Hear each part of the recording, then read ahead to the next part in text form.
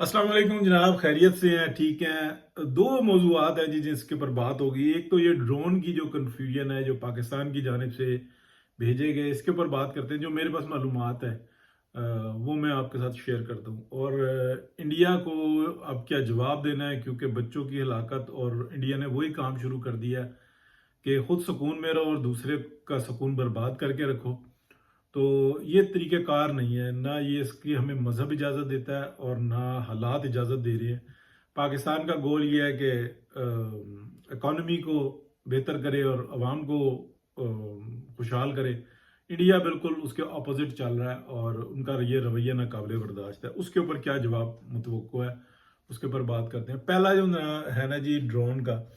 अभी मैं भट्ट साहब का व्लॉग सुन रहा था, उन्होंने बताया, कहने लगे 200-400 रुपये का या ऐसा ड्रोन, कहने लगे ज़्यादा से ज़्यादा 5,000 का था। और जो इंडिया ने जो जिन ड्रोन से गिराए हैं, वो जो मिसाइल मारे हैं, वो 10-10 15-15 लाख रुपए का था।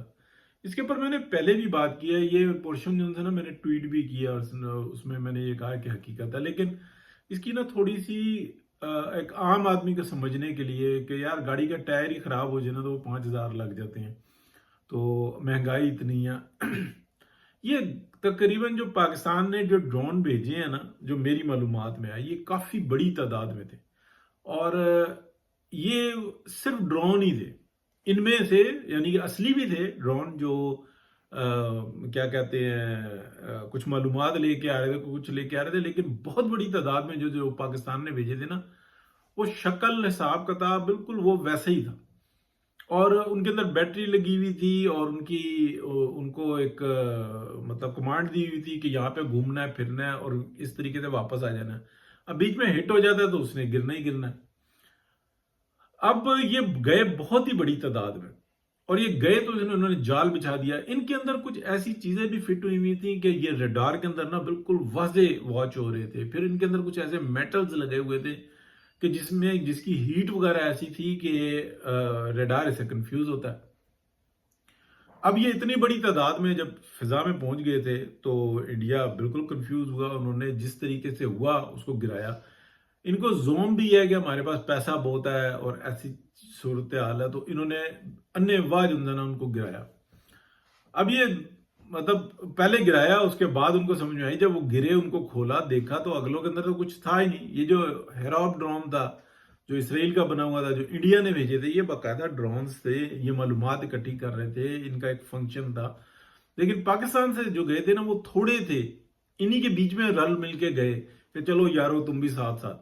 और वो जो था ना अंधे नहीं थे, बल्कि वो आंखों वाले थे, वो मालूमात लेके आ रहे थे, लेकिन वो बहुत थोड़े थे। ये जो गए हैं ना, इनको ये कमांड दी हुई थी कि इधर उधर घूमना घूमना है, फिरना है, इस जगह पे जाना है और वापस आ जाना है। ये कोई गाइडेड, मतलब बस एक दफा फिक्स करके ना सिस्टम तो उड़ा दिया था।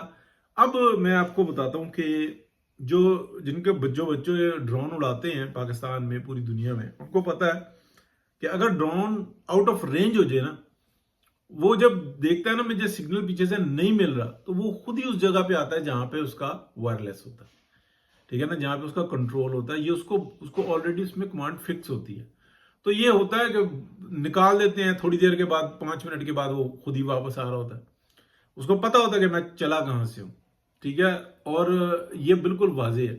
बजा औकात ऐसा होता है कि एक्सीडेंटली जो होता है ना, कोई हादसात हो जाते हैं, कोई परिंदे टकरा जाते हैं, या कुछ कुछ भी वाक्य हो जाता है, उसमें टेक्निकल प्रॉब्लम आ जाती है, गिर गिरा भी जाते हैं, ऐसा भी होता है। ड्रोन्स पड़े हुए जो मिलते हैं वो इसी इसी तरह से मिलते हैं।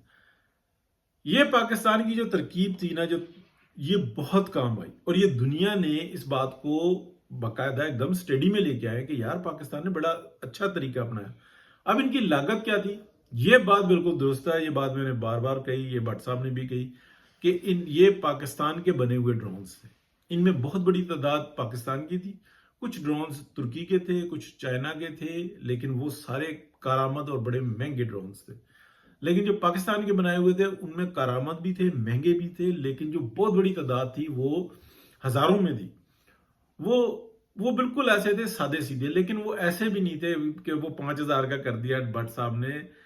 भट्ट साहब जान दो, वो थे अच्छे खासे, यानी कि 2-3 लाख का, 4 लाख का ड्रोन होगा। ठीक है ना। वो लेकिन उसमें से क्या हुआ, मोर देन 90% घूम फिर फिरा के वो वापस आ गए। ये उड़ाते रहते हैं पाकिस्तानी ना। अब पाकिस्तान के अंदर ही वो अच्छा खासा चक्कर लगाता है, वापस आ जाता है, सेट किए होते हैं। यही तैयारी होती है। तो जब ये, और मैं आपको बताऊं सेकेंडली कि ये वॉर जो कह रहे हैं ना 5 घंटे की थी, 4 घंटे की, 2 घंटे की थी, घुटने टेक दिए, नहीं, ये 3 दिन की जंग थी। ये 7 तारीख से शुरू हुई है और ये 10 तारीख को खत्म हुई है। और इससे पहले भी तैयारी थी और आज भी इतनी ही तैयारी मौजूद है कि वहां से ये आए आए या कुछ भी हो, तो पाकिस्तान बिल्कुल रेडी बैठा हुआ है। ये बिल्कुल रिस्पांस देने के लिए, पहले तो फिर थोड़ा सा टाइम लगा, ये बिल्कुल रिस्पांस देने के लिए रेडी बैठे हुए हैं।